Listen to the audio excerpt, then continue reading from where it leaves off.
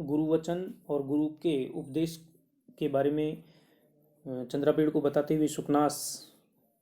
अपनी बात को आगे बढ़ाते हैं और कहते हैं कि गुरु उपदेश है नाम पुरुषाणाम अखिल मल प्रक्षालनम क्षमम अजलम स्नानम, यानी गुरु का उपदेश अजलम स्नानम यानी ऐसे बिना जल के स्नान की भांति है, जो पुरुषाणाम अखिल मल प्रक्षालनम क्षमम, जो पुरुषों के समस्त प्रकार के जो मल हैं, उनके दोष हैं, उनको दूर करने में समर्थ है। यानी गुरु का उपदेश पुरुषों के समस्त दोषों को दूर करने में सक्षम बिना जल का स्नान है। फिर अनुपजात पलितापि पलितादि वैरूप्यम अजरम विद्धत्वम, और अनुपजात पलित आदि यानी सफेद केस आदि की जो वैरूप्य है, विरूपता है, उसके बिना ही अजरम वृद्धत्वम, अजर वृद्धावस्था है, अर्थात वृद्धावस्था का प्रमुख गुण है सफेद बाल होना। परंतु जो गुरु का उपदेश है वो वृद्धत्व लाता है। यहाँ वृद्धत्व का तात्पर्य हम परिपक्वता से ले सकते हैं कि परिपक्वता लाता है, उसमें मैच्योरिटी लाता है, लेकिन उस मैच्योरिटी के साथ उसमें जो वृद्धावस्था के जो गुण हैं, सफ़ेद बाल आदि, वे नहीं आते हैं। अर्थात उनके बिना ही वृद्धत्व लाता है, उनके बिना ही परिपक्वता लाता है गुरु का उपदेश। अनारोपित मेद दोषम गुरुकर्णम, और अनारोपित मेद दोषम यानी मेद दोष यानी मोटापा, चर्बी बढ़ना, मेद दोष, तो बिना मोटापे के ही यह गुरु कर्णम स्थूल बनाने वाला है। और यहाँ स्थूल से तात्पर्य है महत्व बढ़ाने वाला है, यानी व्यक्ति का महत्व बढ़ाता है, उसको बड़ा करता है उसको, लेकिन उसमें मेद दोष उत्पन्न नहीं करता। असुवर्ण विरचनम अग्राम्यम कर्णाभरणम, सुवर्ण विरचनम अर्थात बिना सोने का बना हुआ, अग्राम्यम अत्यंत सुंदर, कर्णाभरणम कान का आभूषण है, गुरु उपदेश है। गुरु उपदेश यानी गुरु का उपदेश है वह अत्यंत सुंदर कर्ण आभूषण है, परंतु असुवर्ण विरचनम सोने का बना हुआ नहीं है, यानी सोने का नहीं बना हुआ होकर भी अत्यंत सुंदर कान का आभूषण है। अतीत ज्योति आलोक है, अतीत ज्योति आलोक है, अर्थात चमक दमक से रहित आलोक है, प्रकाश है, यानी अत्यंत शांत और बिना किसी चमक दमक के रहने वाला, और ऐसा प्रकाश है जिसमें अतीत ज्योति है, यानी ज्योति जिसकी निकल गई है, यानी जिसकी ज्वाला है वो निकल गई है, अर्थात दिखाई नहीं देने वाला प्रकाश। इसका हम अर्थ यूँ कर सकते हैं कि दिखाई नहीं देने वाला, क्योंकि प्रकाश है वो बिना ज्योति के नहीं हो सकता, बिना ज्वाला के नहीं हो सकता, परंतु जो गुरु का उपदेश है वह बिना ज्वाला का या बिना ज्योति का प्रकाश है, अर्थात नहीं दिखाई देने वाला प्रकाश है। नोद्वेग करह, नोद्वेग करह प्रजागर है, नोद्वेग करह प्रजाकर है, अर्थात उद्वेग से रहित, अर्थात उद्वेग से रहित है, प्रजाकर है जगाने वाला है, अर्थात जागरण है, जगाने वाला है, प्रबोध है, अर्थात व्यक्ति इसमें जागता है, अपने बारे में, संसार के बारे में जो भी हैं, उसके जो ज्ञेय विषय हैं उनके बारे में जानता है, परंतु फिर भी ऐसे जागरण करके भी, ऐसा जाग कर भी व्यक्ति प्रबोधित होकर भी थकता नहीं है, उद्वेग नहीं होता है उसे।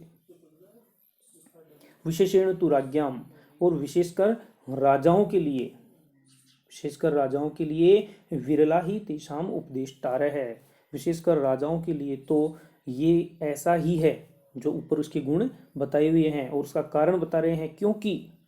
तेषाम उपदेष्टारः विरला, क्योंकि उनको उपदेश देने वाले विरले ही होते हैं, बहुत कम होते हैं, इसलिए राजाओं के लिए तो गुरु का उपदेश अत्यंत श्रेयस्कर है। प्रतिशब्दक इव राजवचनम अनुगच्छति जनो भयात, अब उसमें फिर कारण बता रहे हैं कि राजा के लिए गुरु का उपदेश क्यों महान है, क्यों आवश्यक है, क्योंकि उनके उपदेश देने वाले कम होते हैं। उसके साथ ही जन है यानी लोग, उनकी प्रजा, जो लोग हैं वो, राजाओं की जो प्रजा है वो प्रतिशब्दक इव राजवचनम भयात अनुगच्छति, क्योंकि प्रजा है वो भय की वजह से, डर की वजह से, राजा के भय की वजह से प्रतिशब्दक इव, उनके वचनों की प्रतिध्वनि की भांति राजवचनम अनुगच्छति, राजा की आज्ञा को, राजा के वचनों को स्वीकार करते हैं। उद्दाम दपीश्व पृथु स्थित श्रवण विवराश्च उपदिश्यमानम अपि ते न शृण्वन्ति शृण्वन्तो अपि च गजम गजनिमीलिते न अवधीरयन्त खेदयन्ति हितोपदेशदायिनो गुरुजन है। अब राजाओं की स्थिति कैसी होती है, राजा गुरुजनों के प्रति कैसा सोचते हैं, उसके विषय में इसमें है कि उद्दाम पिश्वयम, इसका जो सामान्य अर्थ है कि उद्दाम दर्पा, यहाँ दपिश्व लिखा हुआ है ये गलत है। उद्दाम दर्प अर्थात अत्यंत अहंकार वाले, उद्दाम दर्प ईश्वर अर्थात अत्यंत घमंड वाले, अहंकार वाले, स्वयस्थु स्थित श्रुत विरहा, श्रवण विवरहा अर्थात गहरी सूजन से, स्वयस्थ स्थित अर्थात कानों में स्थित अत्यंत सूजन से, श्रवण विवरहा जिनके जो श्रवण के विवर हैं, जो कानों के जो छेद हैं वो बंद हो गए हैं, यानी गहरी सूजन से रुके हुए या बंद हुए कानों वाले। उपदिश्यमानम अपि ते न श्रवन्ति, उपदिश्यमानम यानी बताए जाने पर भी, कोई कही हुई बात है उसको भी, ते वे राजा लोग नहीं सुनते हैं, अर्थात वे राजा लोग हैं वो अपने अत्यधिक घमंड की, उद्दाम दर्प की वजह से, अत्यधिक घमंड की वजह से बंद हो चुके हैं, जिनके कानों के छिद्र ऐसे होकर, उपदिश्यमानम अपि ते न श्रवन्ति, उपदिश्यमान होकर भी, यानी कोई अगर उनको उपदेश तो भी उसे नहीं सुनते, और फिर श्रृण्वन्तो अपि च, और सुनने पर भी, यानी या तो सुनते ही नहीं है, और यदि श्रृण्वन्तो अपि, और यदि सुन भी लिया, सुनते हुए भी, गज निमीलितेन, गज निमीलितेन यानी मदमस्त हाथी की भांति,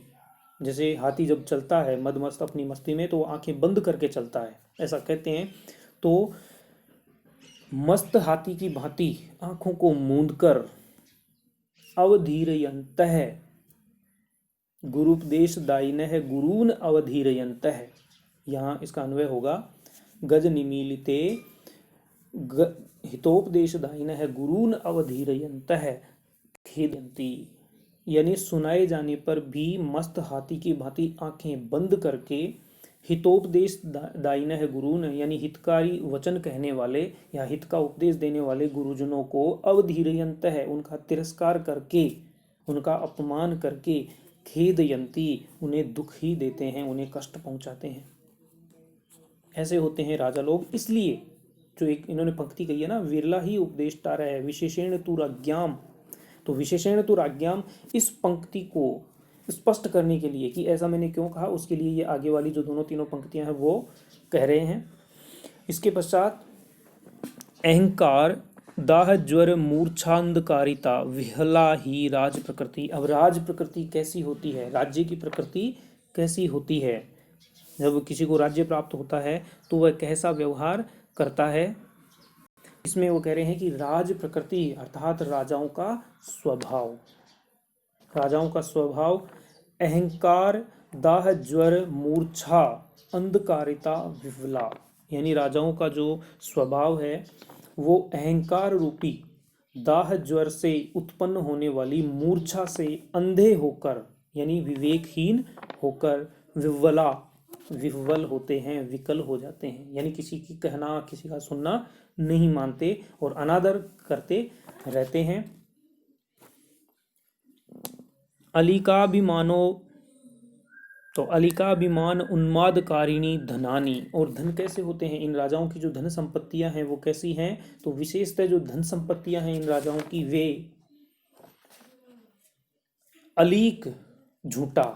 यानी मिथ्या व्यर्थ का, तो अलीक अभिमान उन्मादकारिणी यानी झूठे अभिमान को उत्पन्न करने वाली और उन्मादकारी होती हैं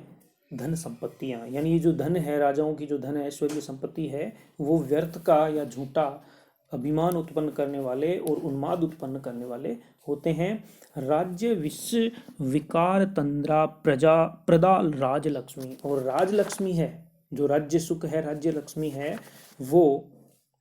राज्य विश्व विकार तंद्रा प्रदा, और जो राज्य लक्ष्मी है वो राज्य विष रूपी या राज्य रूपी विष के विकार से तंद्रा जो आलस्य है उसको प्रदान करने वाली है। यानी जो राजलक्ष्मी है वो राज्य रूपी विष के विकार से उत्पन्न होने वाले आलस्य को या सुस्ती को उत्पन्न करती है। और ये इस परिच्छेद में इन्होंने गुरु के उपदेश की महत्ता राजाओं के लिए विशेष रूप से क्यों है ये सिद्ध किया है।